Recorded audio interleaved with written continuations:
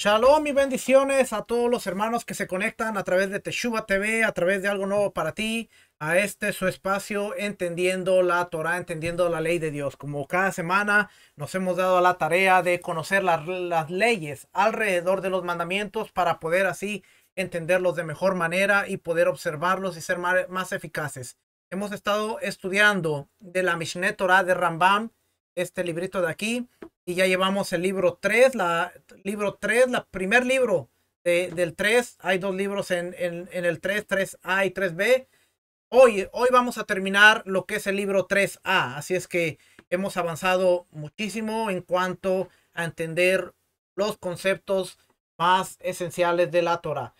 Hoy vamos a estudiar acerca de Yom Kippur, leyes del día de descanso, leyes del descanso del 10º día, Yom Kippur o el día de perdón. Y vamos a aprender mucho de las leyes que hay alrededor de Yom Kippur. Aparte de Mishneh Torah, vamos a leer un poquito del Shulchan Aruch.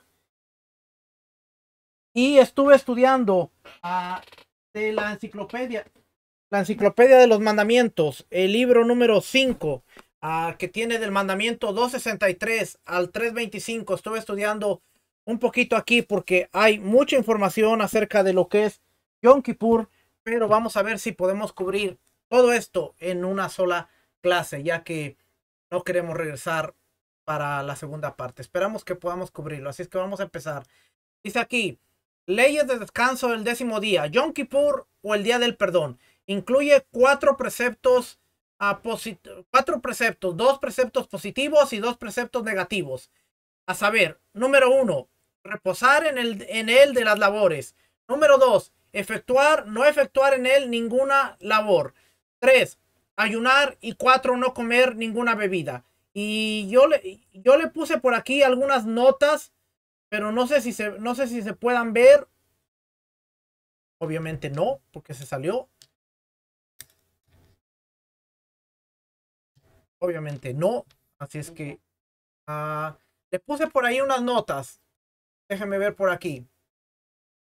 Dentro de las notas que le puse, vamos a estar viendo. Se salió de todo el programa.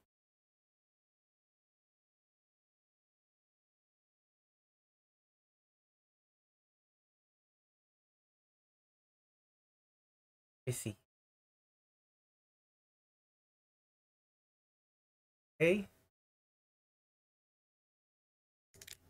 Ok, entonces vamos a ver que nos dice aquí que le puse algunas notas, pero se ve muy chiquito las notas. Así es que vamos a ir viendo en el Tariag Mitzvot los 4 mandamientos. Y vamos a ver sin que se mueva por aquí. Vamos a ver si los podemos leer.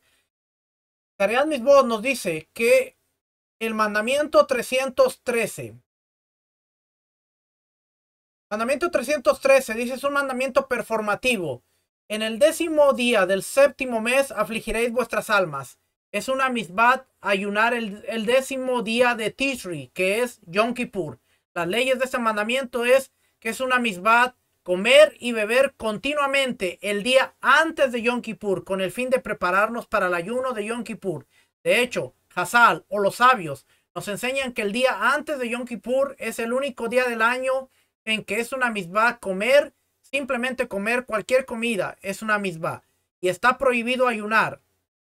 Sin embargo, cualquier otro día del año se permite ayunar, incluso en Shabbat y Yom Tov o los días de fiesta. Uno puede ayunar si tuvo un muy mal sueño la noche anterior. Estamos obligados a agregar algo del día de la semana a la santidad del día santo.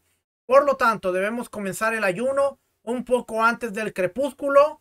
Del mismo modo, debemos agregar un poco del día de la semana al día sagrado al final de Yom Kippur. En otras palabras, debemos ayunar hasta que sea definitivamente de noche. Es costumbre preparar una comida que se comerá inmediatamente antes del ayuno.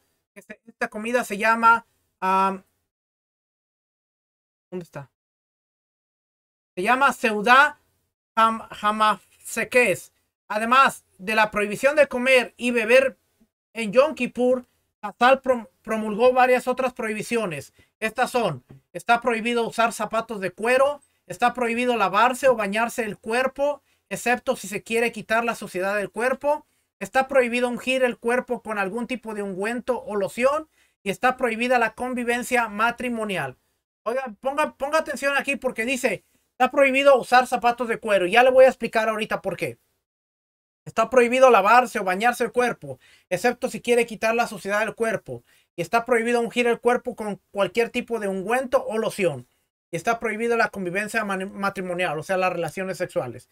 Estos son los sabios los que instituyeron esto. Ahora, obviamente, si usted va a ir a un ayuno y va a estar todo el día sin comer, obviamente no quiere agregar aflicción a las personas que van a estar al lado de usted. Los judíos ortodoxos no usan desodorante, no se lavan los dientes, no usan todo ese tipo de cosas, pero yo pienso, personalmente yo pienso que es ir un poquito al extremo, porque imagínese, usted está encerrado, va a estar encerrado en un cuarto 24 horas, orando, ayunando, y va a estar alrededor de gente, y si usted no usó desodorante, no se lavó los dientes, va a ser un poquito más incómodo estar alrededor de las personas.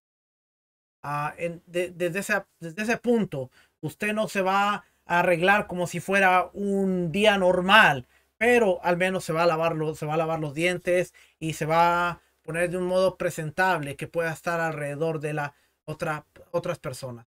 En ese punto, aunque esto está instituido por los sabios, no hay ningún mandamiento en la Torá que le impida usar un desodorante, que le impida lavarse los dientes.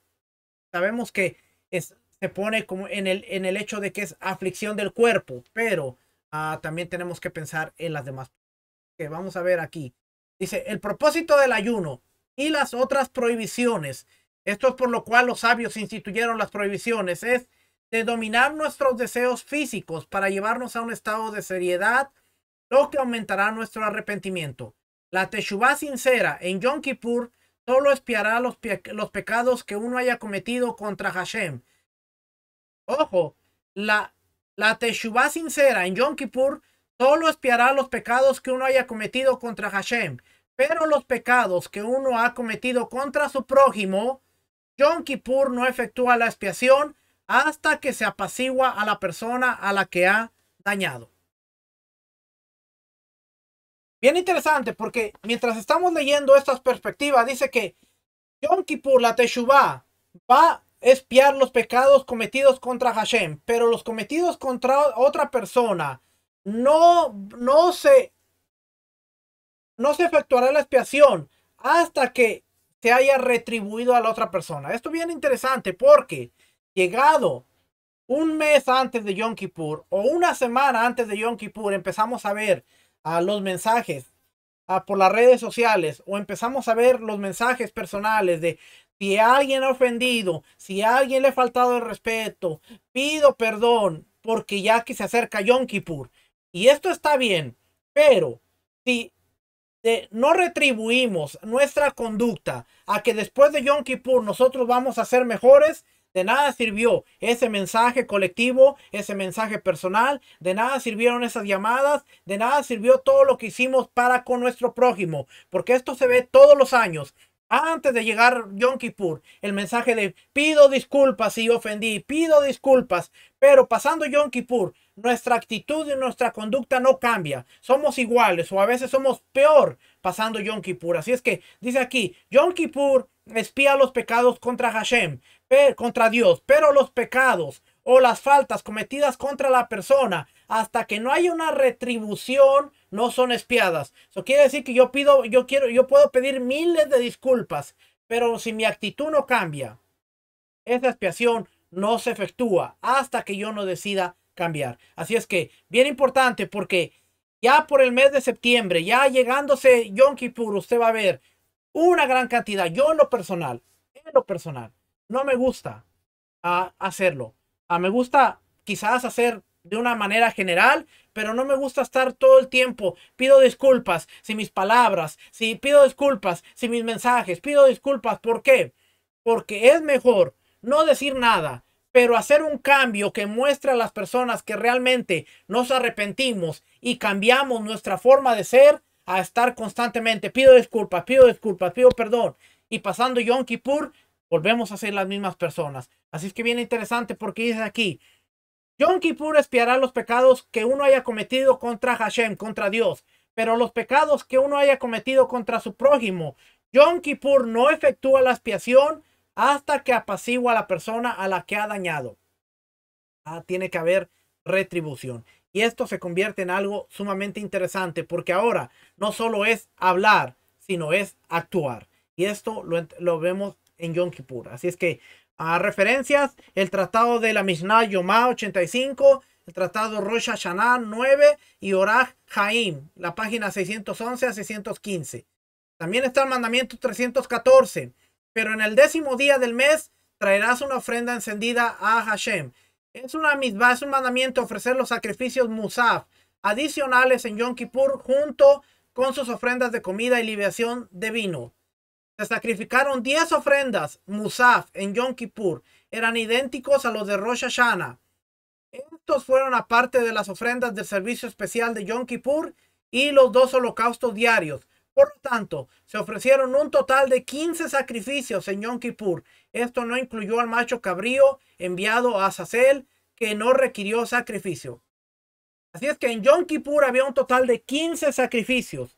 Estaba el buey, estaba el macho cabrío, estaban los 2 corderos diarios, pero aparte había ofrendas adicionales que se hacían por el día de Yom Kippur. Un total de 15 ofrendas en el templo que se hacían, y el sacerdote, el sumo sacerdote, hacía la gran mayoría de ellas. Así es que 15 sacrificios que se hacían en Yom Kippur.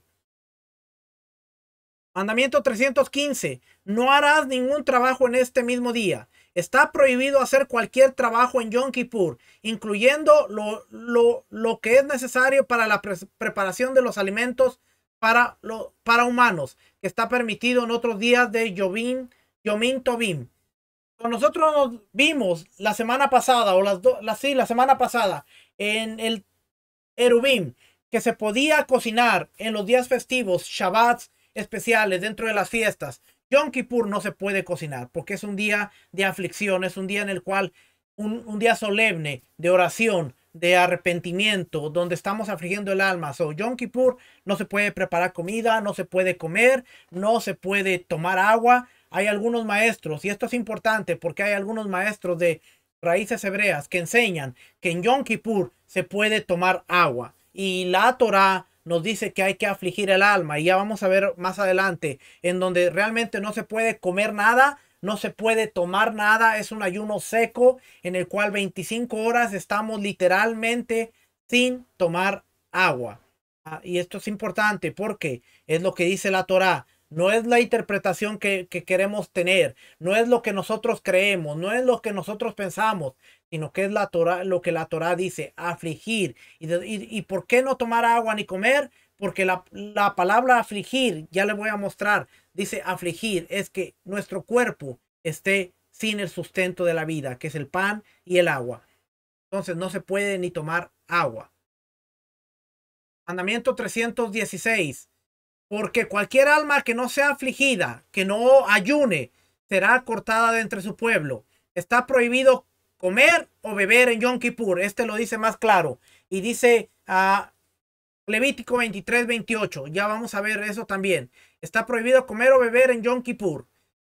Se incluye en el castigo de Karet si comió la cantidad equivalente al tamaño de un dátil voluminoso o bebió la cantidad equivalente al tamaño de un huevo. Ver la misbah 313. Mandamiento 317. Un descanso solemne será para ti. Es una misbah, es un mandamiento, descansar de todo trabajo en Yom Kippur. Leyes. Con respecto a los trabajos prohibidos, no hay diferencia entre Yom Kippur y Shabbat, excepto por el castigo que uno incurre si se hace deliberadamente, donde en Shabbat el castigo es la muerte por lapidación. En el caso de Yom Kippur es ser cortado. Una de las razones de esta misbah es que no debemos distraernos con nada, en absoluto, a fin de concentrarnos por completo en pedir perdón a Hashem en el día designado para el perdón de las malas acciones. Y está el mandamiento 318 también. Ese es Sukkot. Ahí termina. Entonces 317. Vamos a regresar. Vamos a leer Levítico 23. Y ahorita regresamos al Mishneh Torah. Levítico 3. Vamos a ver qué dice aquí.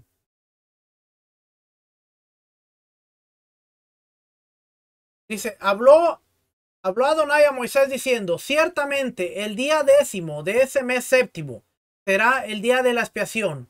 Tendréis santa convocación y humillaréis vuestras almas y haréis acercar ofrenda ígnea ante Adonai. Ningún trabajo haréis en ese mismo día, porque es un día de expiaciones, para hacer expiación por vosotros en presencia de Adonai vuestro Elohim. Toda alma que no sea humillada en ese mismo día será cortada totalmente de su pueblo, y toda persona que trabaje en ese día la exterminaré de entre su pueblo. No haréis trabajo alguno, estatuto perpetuo por vuestras generaciones en todos vuestros asentamientos. Shabbat de reposo solemne es. O será, humillaréis vuestras almas en el 9 del mes, reposando en vuestro Shabbat desde una hasta la otra tarde. Es lo que dice ahí.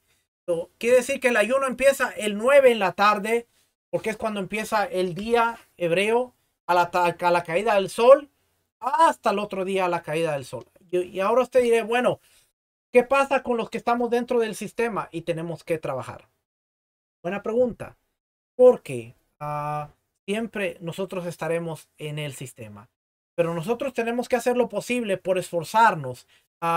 Sabemos las fechas con anterioridad y podemos planear, podemos ver si desde un año antes poder ver si podemos tener el día. Si no lo podemos, entonces si tenemos que trabajar, usted tiene que trabajar y tiene que ir. Ahora, la pena de ser cortado totalmente del pueblo era para aquel que tenía la posibilidad de hacerlo y no lo hacía. Era una rebelión voluntaria. Ahora, usted que tiene que trabajar y que aunque quisiera estar en el ayuno, usted tiene que estar en un trabajo. Seguimos orando a Dios, seguimos orando a nuestro Rey para que nos permita tener el tiempo, para que nos permita tener el día para nosotros poder hacerlo correctamente, pero mientras esforzarnos hasta donde nuestras posibilidades nos den, a ser fieles en lo que cabe de nuestra posibilidad. Más allá, solamente podemos seguir orando para que el Padre abra puertas, pero si usted tiene la posibilidad y usted no ayuna y usted voluntariamente se va a trabajar, entonces voluntariamente está cometiendo un pecado de rebeldía. Si es su responsabilidad y usted tiene que trabajar, usted no debe sentirse con esa carga extra de decir, bueno, no estoy haciendo algo que debería hacer, porque está imposibilitado de hacerlo. Así es que en esa parte tenemos que entender que estamos en la dispersión, estamos fuera de la tierra, estamos en un sistema, y mientras estemos dentro del sistema, lo único que podemos hacer es esforzarnos en la mayor de nuestras posibilidades para hacerlo correctamente. Sé que no sueno como a la mayoría de los maestros de raíces hebreas, pero yo sé que la mayoría de personas tiene una familia, tiene responsabilidades, y sí, queremos cumplir con la Torá, sí, queremos ser fieles con la Torá, pero yo no le voy a decir, deje su trabajo, confíe en Dios, y después, ¿qué va a pasar? Cuando usted no tenga con qué alimentar a su familia, el que le dio el consejo de deja tu trabajo y confía en Dios, no va a estar ahí para alimentar su boca y alimentar la boca de su familia. Así es que tenemos que ser sabios, porque sí, en nuestro deseo de servir a Dios y de hacer las cosas correctamente, tenemos que ser sabios también de cómo lo hacemos. Ya lo pasamos muchas veces en el sistema tradicional. Cuando estábamos en la iglesia cristiana, nos decíamos, no, no, no, tú tienes que tener un trabajo donde te den el domingo para venir a alabar a Dios. Deja tu trabajo y Dios te va a proveer. Y después los pobres hermanos andaban que no conseguían trabajo, no tenían trabajo y pedían una ofrenda y el pastor decía, la iglesia no te puede dar ofrenda porque no hay los medios para ayudarte. Entonces tenemos que ser sabios en todo esto para poder hacerlo de la manera correcta y no caer en decir, bueno, me quedé sin trabajo y ahora, ¿qué hago? Vamos a seguir leyendo por aquí. Mishneh Torah.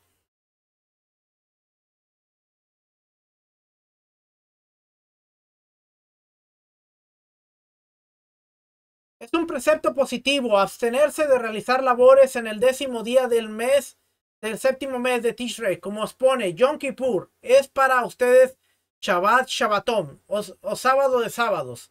A Levítico 23:32, ya lo leímos. Todo el que realiza en él una melajá, una labor prohibida, omite un precepto positivo y transgrede un precepto negativo.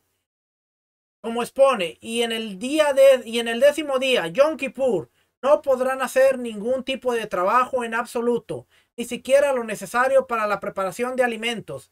Números 29:7.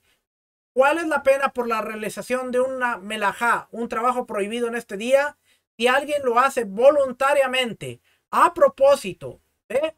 Voluntariamente y a propósito, es merecedor de caretz, castigo impuesto por el cielo, como morir antes de tiempo o sufrir cercenamiento del alma. Y si lo hace sin querer, está obligado a presentar una ofrenda determinada, jatá, por la falta. Estoy viendo dónde lo había dejado por acá.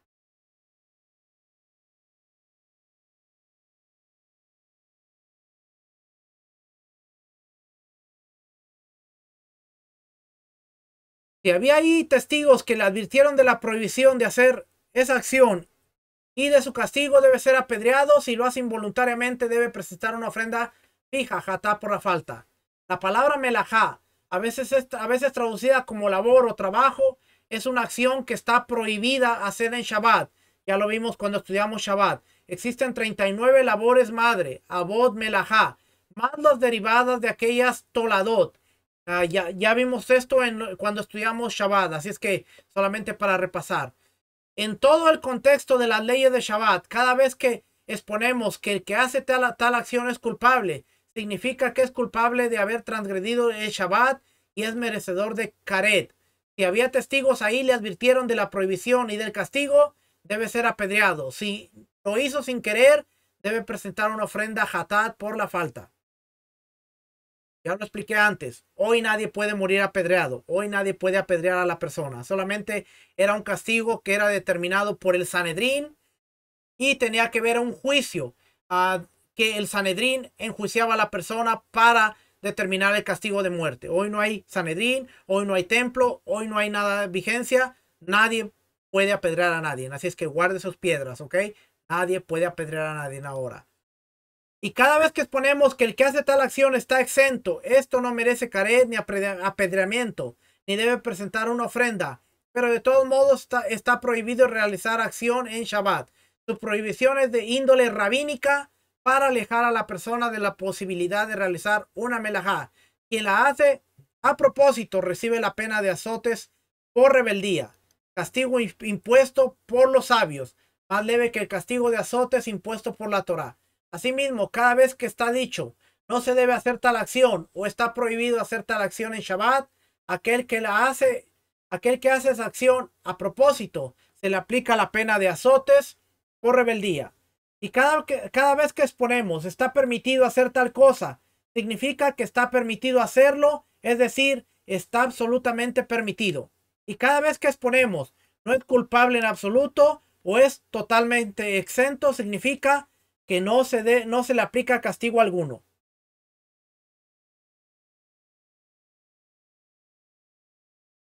Dice la intención de hacer una melajá.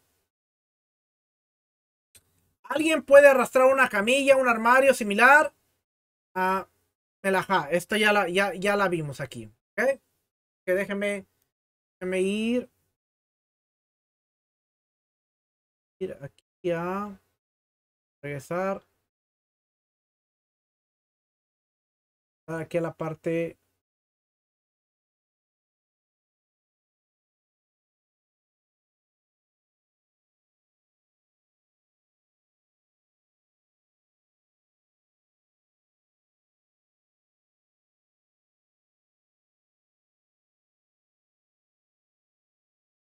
Parte de aquí que me brincó.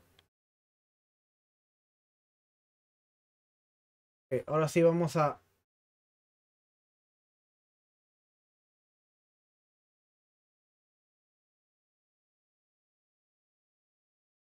Dice aquí, penas por la profanación de ese día. Toda melajá cuya transgresión adrede en Shabbat es punible con el apedreamiento. Si alguien la transgrede a propósito en el 10º día, Yom Kippur es penado con caret, y toda melajá por la cual se debe presentar una ofrenda por falta, si fue realizada en Shabbat, también es obligado a presentar una ofrenda hatá. Okay.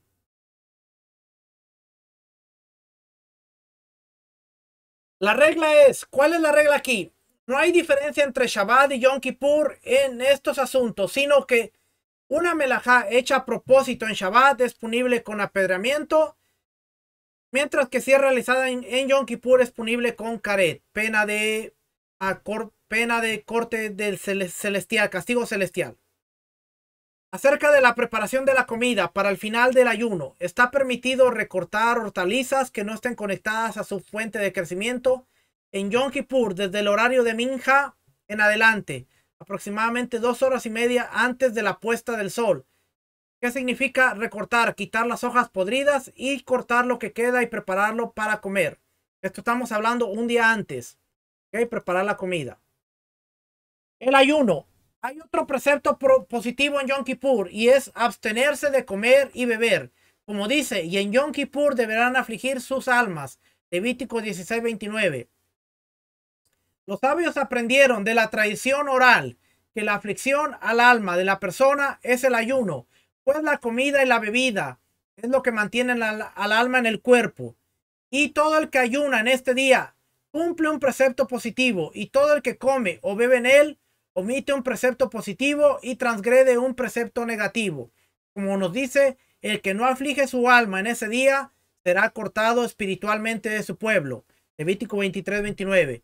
Por cuanto que la Torá castiga con caret a quien no ayuna, deducimos que estamos advertidos de comer y beber en este día. Y todo el que come o bebe sin querer tiene la obligación de presentar una ofrenda determinada hatá por la falta.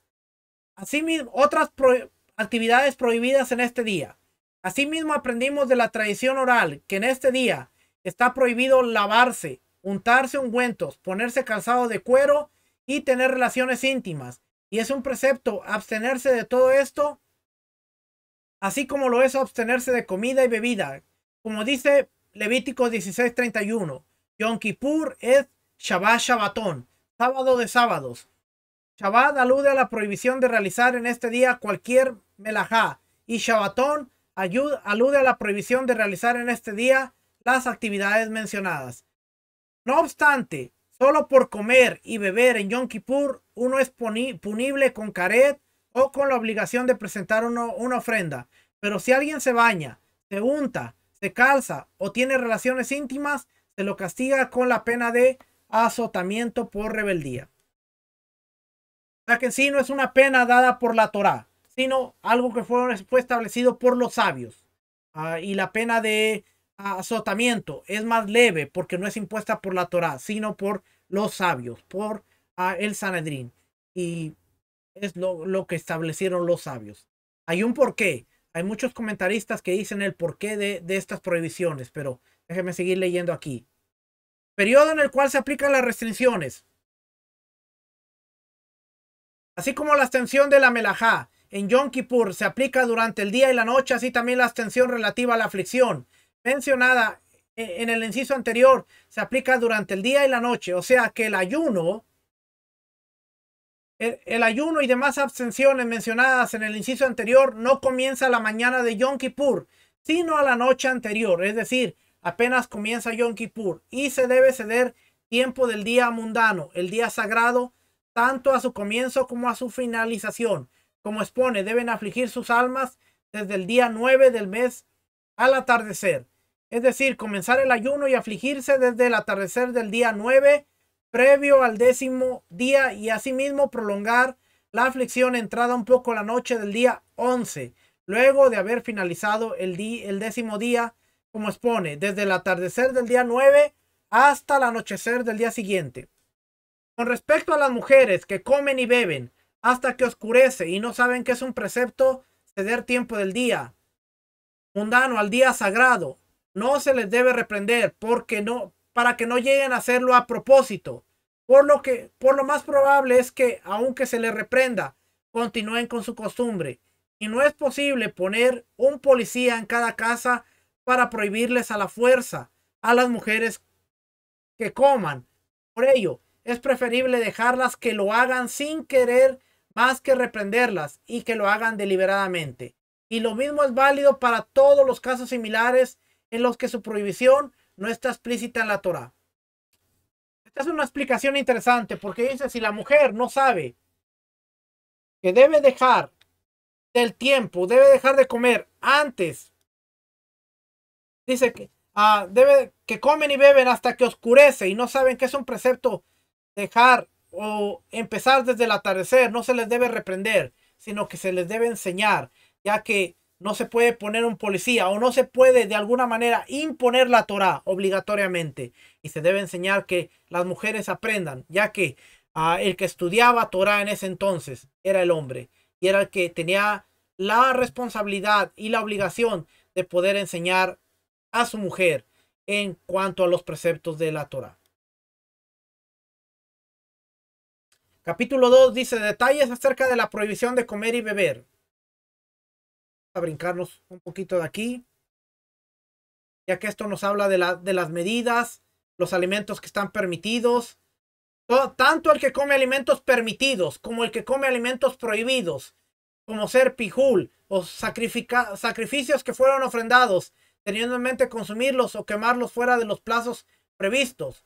Remanente de las ofrendas una vez transcurrido el plazo para ser ingeridos. Tebel, fruto de los cuales no se separaron los diezmos correspondientes. O sea, no está hablando de alimentos impuros, sino alimentos que no son aptos. No, ya sea que sea un alimento kosher, un alimento que es kosher pero que no es apto, que se profanó, no se puede comer por el día santo, que es sagrado. Pues las medidas.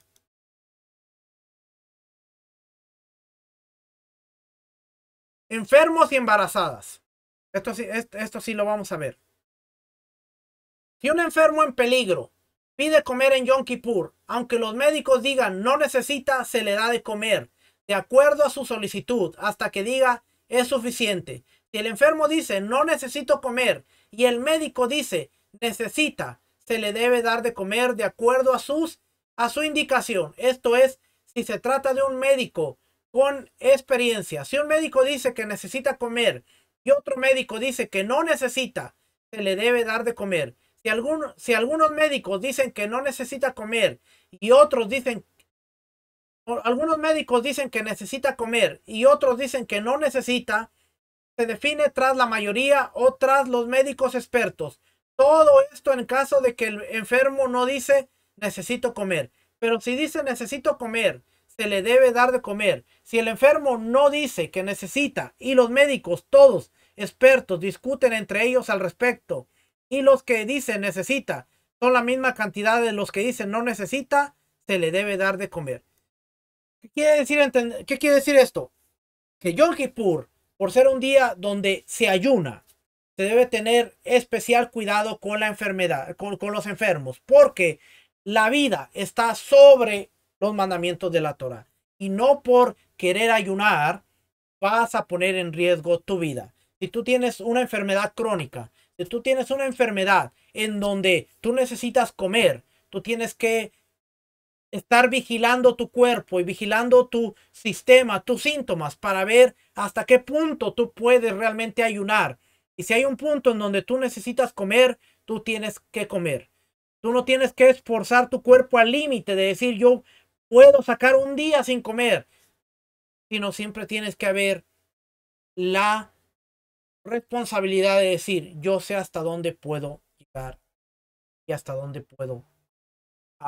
Si tú tienes diabetes, tú tienes cualquier enfermedad que tú requieres de un alimento, por más que quieras ayunar 25 horas, si tu cuerpo no te da para ayunar 10, 12, 15, 20 horas, tú tienes que hacerle caso a tu cuerpo y tú tienes que alimentarte, porque Dios no te va a recriminar el hecho de que tu cuerpo no te dé para estar en ayuno las 24 horas. Yo, por ejemplo, yo tengo que estar cuidando mi cuerpo constantemente para poder ver hasta qué punto puedo ayunar. Y en los 3 años que han pasado, yo he tenido que estar constantemente checando mi cuerpo para ver hasta qué punto. Y bendito sea Dios, bendito sea su nombre. He podido completar el ayuno de 25 horas.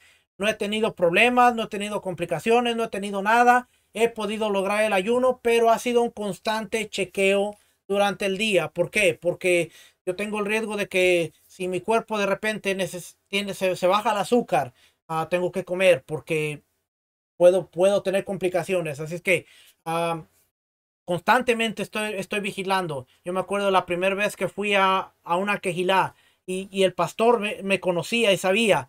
Cada rato venía, me checaba, cada rato me ponía la mano, cada rato me observaba. ¿Estás bien? ¿Estás bien? Aún él me decía, ¿estás bien? Sal. Y yo traía en mi carro, yo estaba preparado, traía alimentos. Ve a tu carro, come. Yo le decía, tranquilo, estoy bien, tranquilo, yo estoy bien. Pasaba una hora, ¿estás bien? Tranquilo, estoy bien. Pasaba otra hora, tranquilo, pero bendito sea Dios que pude lograr. Y no he logrado uno, he logrado 3 ayunos. Y no de 23 horas o de 24, de 25, de 26. Y el último, creo que el de más horas que logré fueron casi 27 horas. Y no fue porque quise, sino porque en el lugar en que estábamos, completamos las 25 horas y de ahí salimos y hasta que pudimos encontrar un lugar donde comer, nos dio una hora y algo más. Así es que casi se completaron las 27 horas esa vez en el ayuno, que fue tremendo. Pero usted tiene que saber su cuerpo, conocer su cuerpo y la Torá no le impone un ayuno si su cuerpo no le permite ayunar las 25 horas. Y aquí estamos leyendo aún del Mishneh Torah que dice, si el enfermo dice necesito alimento, hay que darle alimento. Si el médico dice no necesita alimento, pero el enfermo dice necesito, hay que darle alimento. Si una mujer embarazada huele determinada comida y tiene antojo de esta, se le debe susurrar al oído que es Yom Kippur. Si con este recordatorio se calma, bien. De lo contrario, se le debe dar de comer hasta que se sienta aliviada. Asimismo, el que está debilitado por un ataque de bulimia debe ser alimentado hasta que se restablezcan sus ojos. Aunque sea carne, nevela, animal no faneado ritualmente o alimento prohibido, se le debe dar inmediatamente. No se debe esperar hasta que encontrar alimentos permitidos. Nuevamente, cuando dice alimentos prohibidos, no está hablando de comidas no kosher, sino, por ejemplo, el diezmo que no se apartó y que se volvió impuro. Alimentos kosher, pero que son impuros, es cuando dice alimentos prohibidos. En ningún momento está diciendo, pues alimento prohibido, dale cerdo, dale alguna comida que está prohibida por la Torah. No, alimentos prohibidos, que son kosher, pero que de alguna manera se volvieron impuros. A eso es lo que se refiere, ¿ok?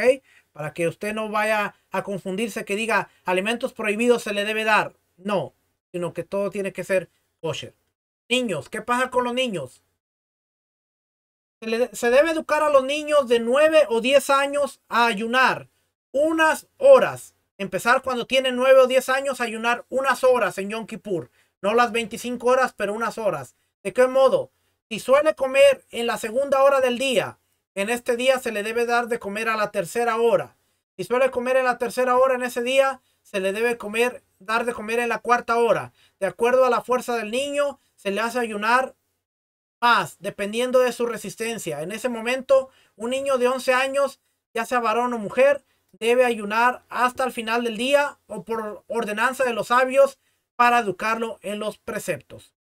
Una niña de 12 años y un día y un niño de 13 años y un día, a los cuales les crecieron dos vellos púbicos, son considerados adultos por todos los preceptos, para todos los preceptos y deben completar todo el ayuno por ley de la Torá.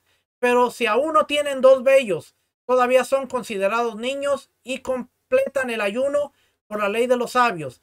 Niños menores de 9 años de edad no deben ayunar en Yom Kippur para no ponerlos en peligro.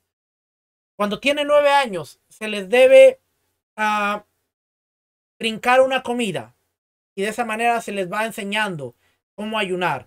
Ellos ayunan un par de horas. Si comían a las 12 y luego comen a las 3, bueno, se les quita la de las 12 y se les da a las 3 para que ellos alarguen su tiempo y puedan empezar a ayunar, puedan empezar a poder ir educando a los niños para que poco a poco puedan ir ayunando y completar el tiempo. Pero dice ir viendo su resistencia. Tampoco vamos a poner en riesgo la vida de los niños.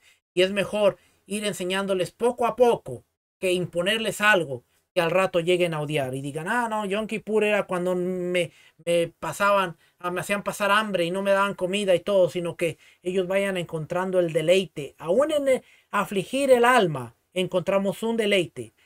Y eso es lo bonito de Yom Kippur, porque aunque estamos ayunando, afligiendo el hambre, y de repente llega el día 10 de Tishri, el día de Yom Kippur, como a las 3 de la tarde, 4 de la tarde, y es cuando tu estómago te empieza a recordar que debías comer y empieza ahí el estómago y empieza a darte hambre, es cuando tú recuerdas y dices, qué bueno eres tú, Dios, porque aún en esta aflicción estoy regocijando mi espíritu, mi alma. Y eso es lo que queremos transmitirle a nuestros niños, pero empezar desde la edad pequeña, poco a poco, ir unas horas, ir aumentando cada año hasta que cuando lleguen a la mayoría de edad, que de acuerdo a la Torá son 13 años para los niños, 12 años para las niñas, ellos puedan empezar a guardar la Torá y cumplir el mandamiento.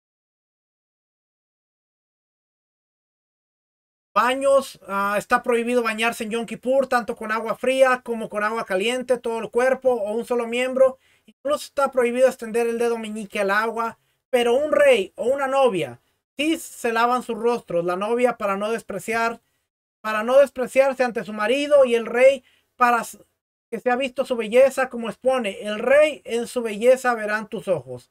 Isaías 33:17. ¿Hasta cuándo? Una esposa es denominada novia después de la boda, los primeros 30 días de casada. Así es que nuevamente usted, cuando se levante en la mañanita, se puede lavar su cara, se puede lavar sus dientes y puede prepararse para el ayuno de Yom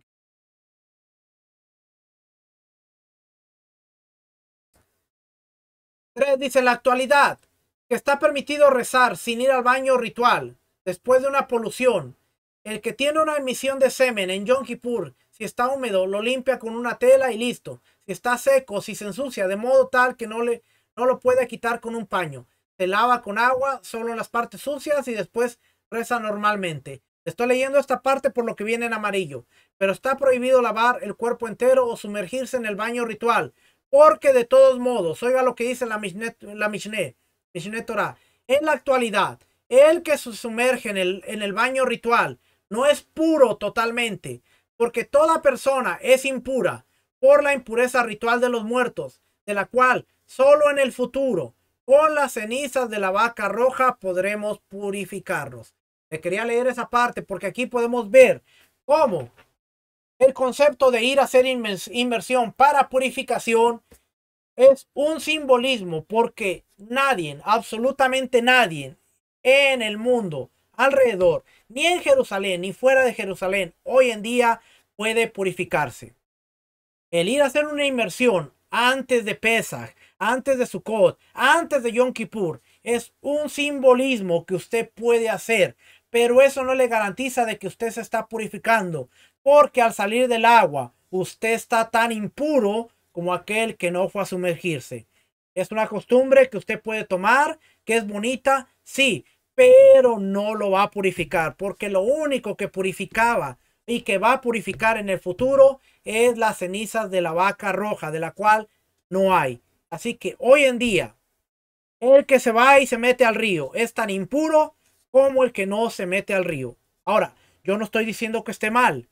Es una costumbre bonita y las congregaciones que lo hacen pueden hacerlo con la mentalidad de que es un ensayo para cuando venga el Mesías. Sabemos que tenemos que hacer una inversión y una purificación con las cenizas de la vaca roja. Pero el usar el concepto de decir vamos a hacer inmersión para purificarnos es un concepto que estamos utilizando mal. Vamos a hacer una inmersión como un ensayo para lo que será la purificación en el milenio, en el Olam Jabá, en el mundo venidero. Amén. Así es. Podemos usar ese concepto. Vamos a hacer un ensayo, tal como hacemos el ensayo de Shabbat, tal como hacemos el ensayo de cada una de las fiestas. Pero el decir como congregación, vamos a citar un domingo antes de una fiesta para purificar, y el que no venga a la inmersión no está purificado, está totalmente erróneo, porque nadie, absolutamente nadie puede purificarse hoy. ¿Okay? Solo es que, nuevamente lo digo, es un concepto bonito que las congregaciones pueden hacer con la mentalidad de que es un ensayo para el futuro, pero no usar el concepto de purificar, porque nadie se está purificando. Y por eso aquí en Yom Kippur estamos aprendiendo eso. Acerca del calzado. Vamos a leer esto. Dice, está prohibido calzarse zapatos o sandalias de cuero en Yom Kippur, aunque sean un solo pie. Está permitido salir con sandalias de bambú, papiro o similar. Y está permitido enrollarse una ropa en el pie o salir porque así el pie es sensible a la dureza del suelo y la persona siente que está descalzo y cumple así el precepto de afligirse en este día. Aunque los niños tienen permitido comer, beber, bañarse y untarse ungüentos, se les debe impedir calzar zapatos y sandalias de cuero, pues no es menester para su salud. Toda persona tiene permitido ponerse calzado en una zona donde hay escorpiones o similares para que no lo piquen. Una mujer que da luz tiene permitido por 30 días, aunque esté en Yom Kippur en el medio, ponerse calzado por el frío, y con respecto a un enfermo es igual, aunque no esté en peligro. Ahora, hay zapatos de tela, los famosos tennis shoes, que son la mayoría de tela. Siempre y cuando no sean de piel, usted se puede poner unos zapatos de piel. Vamos a ver qué dice aquí. Acerca de la unción de ungüentos. Está prohibido untarse ungüentos en una parte del cuerpo, tal como está prohibido untarse en todo el cuerpo, ya que se trata de unción por placer o no. Si alguien está enfermo, aunque no está en peligro, o si tiene ampollas en la cabeza, se unta como de costumbre sin preocuparse. Hay lugares donde la gente acostumbra a tener en el dormitorio una vela encendida en la noche de Yom Kippur, para que el hombre tenga vergüenza de su mujer y no llegue a tener relaciones íntimas con ella. Y hay lugares en los que se acostumbra a no encender una vela en el dormitorio, pues quizás vea a su esposa y le caiga en gracia a sus ojos y llega a tener relaciones íntimas. Y si Yom Kippur cae en Shabbat, todos en todo lugar deben encender las velas, porque el encendido de la vela de Shabbat es una obligación. Ahora, en Shabbat está permitido tener relaciones íntimas, pero en Yom Kippur no se puede tener relaciones. ¿Okay? Esto es bien por la santidad del día, no se puede tener relación. Ahora, quiero enseñarle, esto es el fin del libro, por eso termina ahí el libro con la frase de siempre: bendito el misericordioso que nos provee su ayuda. Ahí termina lo que es a Yom Kippur, pero quiero enseñarle algo que estaba estudiando el día de hoy. Por cierto, este es un buen libro. Este se llama JPS Guide to Jewish Traditions. Y aquí está hablando de Yom Kippur. Y aquí nos dice algo. De acuerdo a varios comentaristas, las 5 aflicciones corresponden a los 5 servicios del día de expiación, las cinco inmersiones del Cohen, del sumo sacerdote, Cohen Gadol, nos relatan la divinidad del servicio de ese día. Los 5 libros de la Torá, en los cuales los judíos aceptan que sin ninguna intervención. Ahora, yo estaba checando esto con el Moré Rico Cortés, hoy estaba hablando hoy, y él dice que esto no proviene del templo, y seguramente es así, no proviene del templo. Ahora, los comentaristas lo aluden el templo, y eso viene de ahí, pero eso no era lo que quería enseñar. Eso estaba estudiando ahí. Quería enseñarle para terminar es este. Este libro se llama Los tiempos establecidos por Dios, una guía práctica para entender y celebrar las fiestas bíblicas, de Kadash Barney. Y aquí está hablando de Yom Kippur. Vamos a ver algo interesante. Dice el día de expiación. Levítico 26, ya lo leímos. Me lo voy a brincar porque ya lo leímos. Desde los tiempos antiguos, Yom Kippur se ha considerado el día de fiesta más santo en el calendario bíblico judío. El mismo nombre describe la historia que representa, ya que precisamente en ese día, una vez al año, el sumo sacerdote entraría en el lugar santísimo para ofrecer expiación para la nación. En una sola palabra, Yom Kippur ilustra el concepto de regeneración por aquellos quienes siguen el camino divino de redención de los pecados.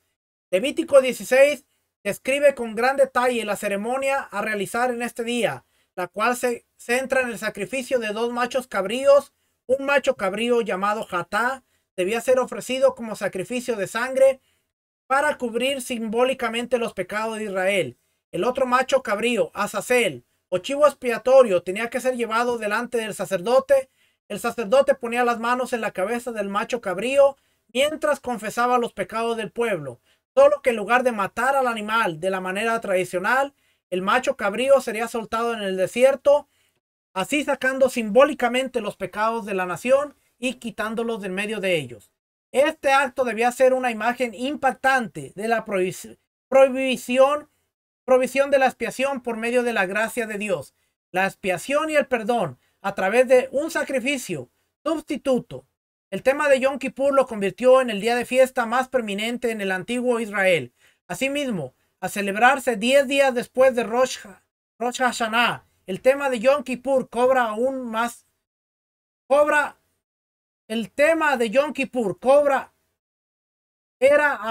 importante. Lo que se inició el primer día de Tishri, que era prácticamente el arrepentimiento y la autoevaluación, se culminaba en el 10º día del mes con la redención y con la regeneración. No hay tema más importante en las Sagradas Escrituras que el recibir la expiación por los pecados de acuerdo a la manera que Dios ha prescrito.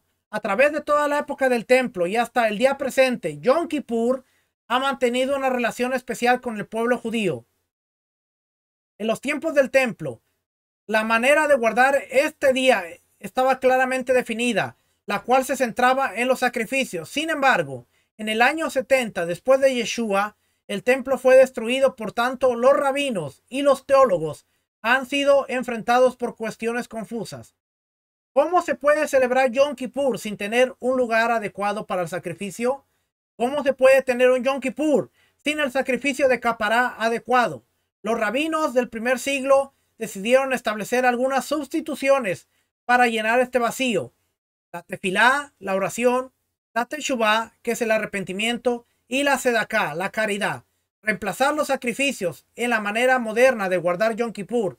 Esto implica porque la observancia moderna es tan diferente de lo que eran los tiempos bíblicos. Existen sectas judías ortodoxas que todavía ven la necesidad de que el templo y los sacrificios de animales sean restaurados en Israel. Existe un grupo llamado Temple Mount Faithful, los fieles del monte del templo, que se encuentran muy ocupados reproduciendo las vasijas santas y las vestiduras sacerdotales en preparación para el templo venidero. Ya han intentado inclusive colocar la piedra angular en el monte del templo en Jerusalén, creyendo firmemente que tal estructura volverá a edificarse muy pronto. Vamos a brincarnos aquí a esta parte de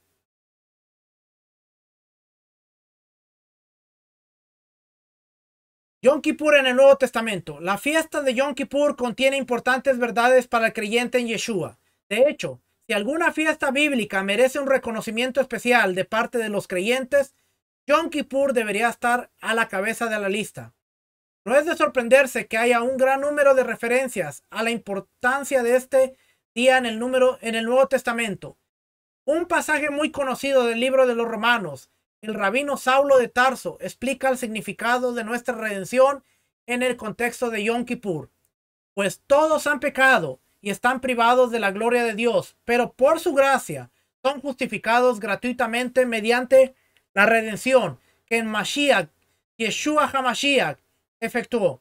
Dios lo ofreció como un sacrificio de expiación, capará, que se recibe por la fe en su sangre, para así demostrar su justicia.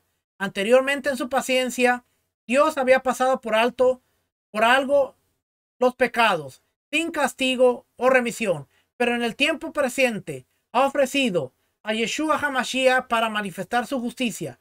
De este modo, Dios es justo y a la vez el que justifica a los que tienen fe en Yeshua. Romanos 3:23 al 26.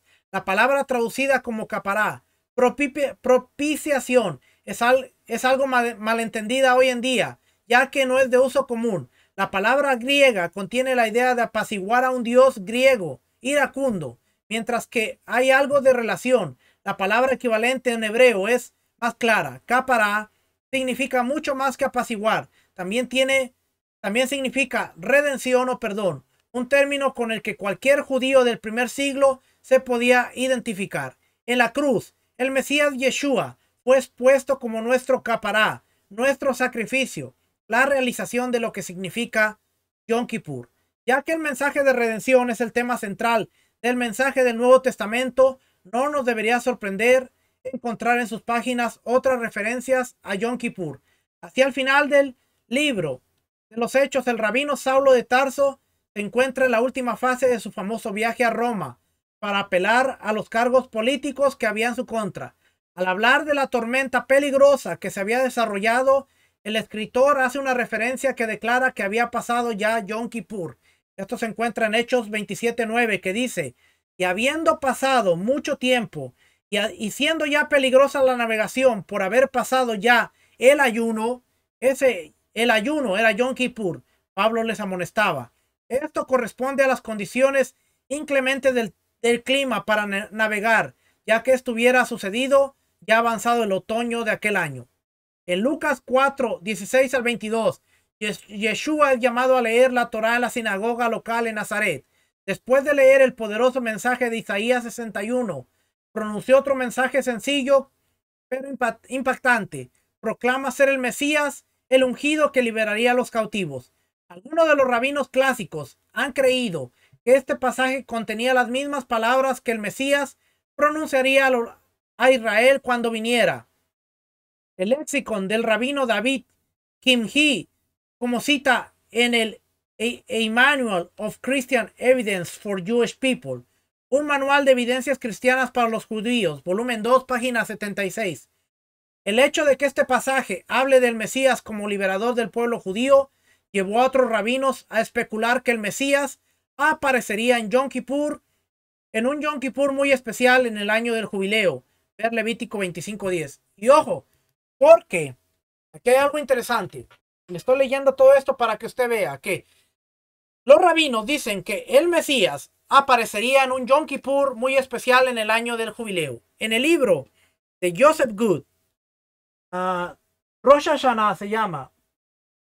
Y no me pregunte dónde está porque no lo voy a encontrar. El libro de Joseph Good, Rosh Hashanah. Él habla y él dice que el Mesías será manifestado en Yom Kippur. Muchas veces nosotros hemos pensado que cuando la trompeta suene, Yom Teruah, el Mesías se va a manifestar. Pero aún el Moré Edgar Ramos ha trazado en su recurso, en este recurso, la línea de tiempo bíblica. la línea de tiempo bíblica. Él tiene aquí en los últimos días.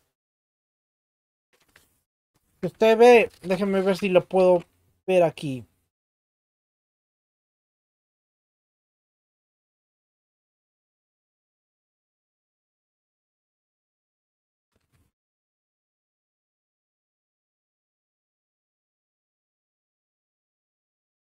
Aquí lo tiene aún hasta atrasado.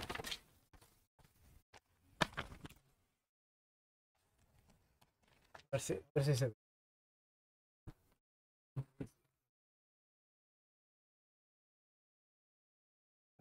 Aquí está abajo, ¿ve? Tishri 10.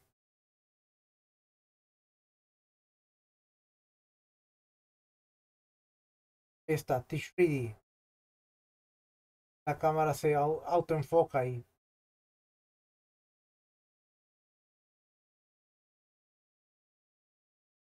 Ahí dice Tishri 10. Los rabinos piensan, y la mayoría de los rabinos creen que el Mesías va a aparecer en el año de jubileo en Yom Kippur, cuando suena la gran trompeta, el shofar. El mundo durará más de 85 jubileos, no más de 85 jubileos, y en el último jubileo, el Mesías, el hijo de David, vendrá. Esto se encuentra en el Tratado Sanedrín 97b. Ahí está, mire, ahí está en inglés, pero ahí aparece.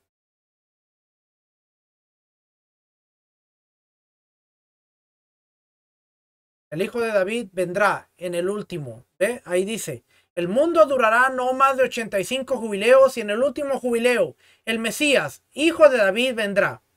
Otro elemento interesante es que el pasaje de Isaías 61 ya no se lee en el ciclo anual tradicional de lecturas en la sinagoga. Sin embargo, es conocido que el servicio del primer siglo se basaba en un ciclo de 3 años que se expandía mucho más en las lecturas. Por lo tanto, Isaías 61 tendría que haber sido enlazado a una lectura muy próxima a Isaías 58.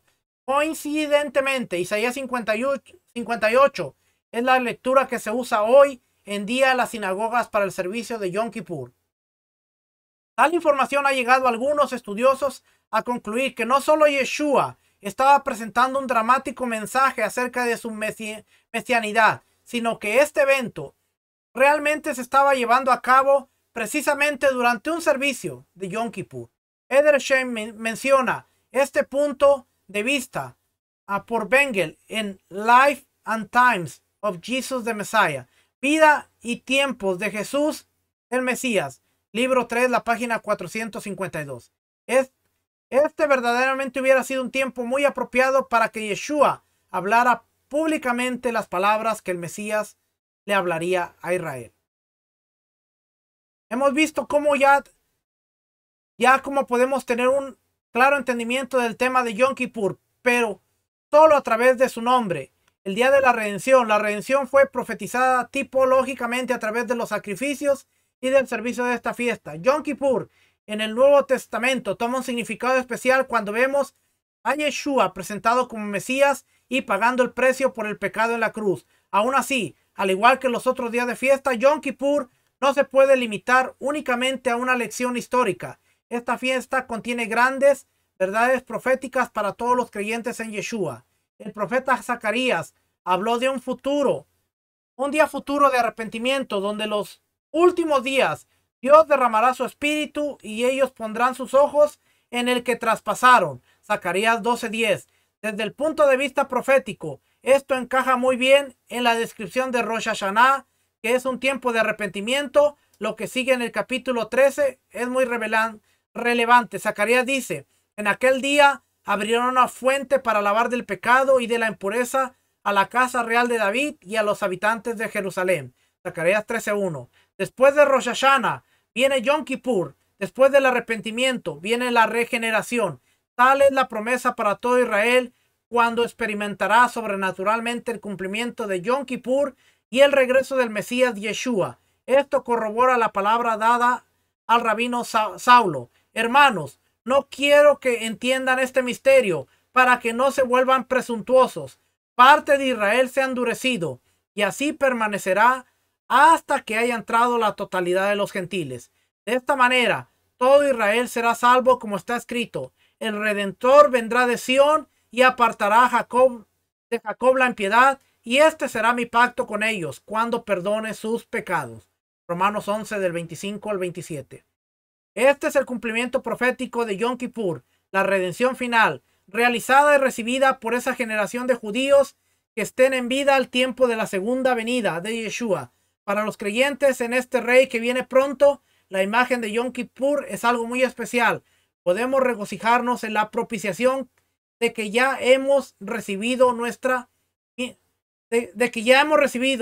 mientras oramos que venga pronto a Israel la realización de su bendita esperanza.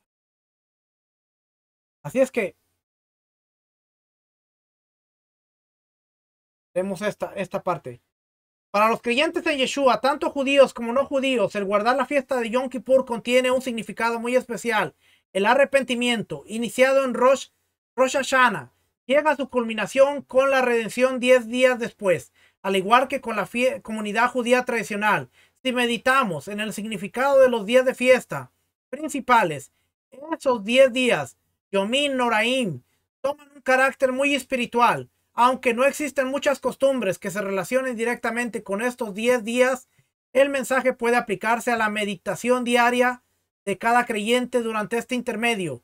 Las lecturas tradicionales del libro de Jonás, Oseas 14 y otros pasajes apropiados pueden ayudarnos a apreciar mejor el espíritu de la temporada. Por la tarde del 9 de Tishri, al acercarse la víspera de Yom Kippur, se deben hacer arreglos especiales para recibir el día más santo del año, ya que Yom Kippur estará designado como un Shabbat. Se llevan a cabo las costumbres propias de un Shabbat para la mayoría de las personas. Yom Kippur es un día de ayuno, así que la última comida de la tarde se vuelve más vital. La mesa se arregla con lujo de manteles y cubiertos durante todos los días de fiesta principales. El blanco tiene un significado muy especial, ya que representa nuestra esperanza por la pureza y el perdón. El vino se bendice con el kiddush. La jala se bendice igualmente con el motzi. Se sirve una cena suntuosa que puede incluir platillos dulces para representar la dulzura del nuevo año del perdón. A la puesta del sol inicia el ayuno. Cuando dice comida, no es cuando cae el sol, sino unas horas antes de caer el sol. Se hace todo esto a la comida para que cuando caiga el sol, automáticamente todos empiezan a ayunar. Es que cuando somos creyentes en Yeshua, nosotros miramos esto desde la perspectiva, no de buscar el perdón, sino porque conseguimos el perdón y que su gracia nos siga perdonando de todas aquellas cosas que seguimos haciendo.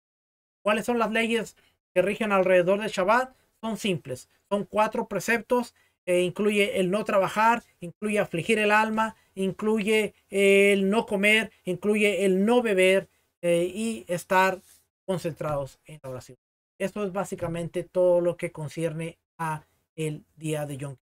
Las leyes son simples, las leyes son básicas, y una vez más, si usted está enfermo, usted tiene que buscar ayuda o estarse examinando constantemente y no luchar o empujar su cuerpo al límite y vaya a provocarle una enfermedad o vaya a provocarle algún daño que después se pueda arrepentir. Así es que esto es prácticamente las leyes. No estamos hablando en sí del día de Yom Kippur, aunque le di algunas referencias en cuanto a Yom Kippur y el Mesías, Yom Kippur y el Nuevo Testamento, pero más que nada era las leyes alrededor de Yom Kippur, ya que estamos hablando en cuanto a las leyes. Así que, eso era todo. La próxima semana vamos a hablar de...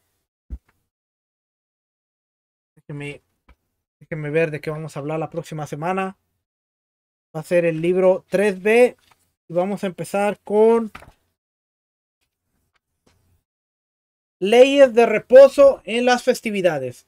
Vamos a hablar de lo que son los días de Shabbat en medio de las fiestas, que tiene que ver con Pesach y Sukkot, más que nada, que son los días en los que cae un Shabbat especial. también el día de Shavuot, a que hay un Shabbat especial y vamos a estar hablando de ello la próxima. Esperamos que sean de bendición las clases y podamos ir aprendiendo un poquito más. Ya acercándose el tiempo de Yom Kippur, vamos a hacer una clase más detallada en cuanto a lo que es Yom Kippur, por qué debemos celebrar Yom Kippur. Y algunos dicen, no, pero ya en el Mesías ya no debemos ayunar. Bueno, si nosotros leemos la Biblia, dice claramente estatuto perpetuo por vuestras generaciones. Tenemos que ver que aunque el Mesías vino y aunque nos dio redención, a las fiestas y los mandamientos siguen vigentes. Ahora, no ayunamos para buscar el perdón de Dios como lo hacía el antiguo Israel, sino ahora tenemos el entendimiento de que a través del Mesías hemos alcanzado el perdón de los. La próxima semana esperamos que sean de bendición y que pueda acompañarnos para seguir aprendiendo. Que nos les bendiga, que le guarde. Shalom, bendición.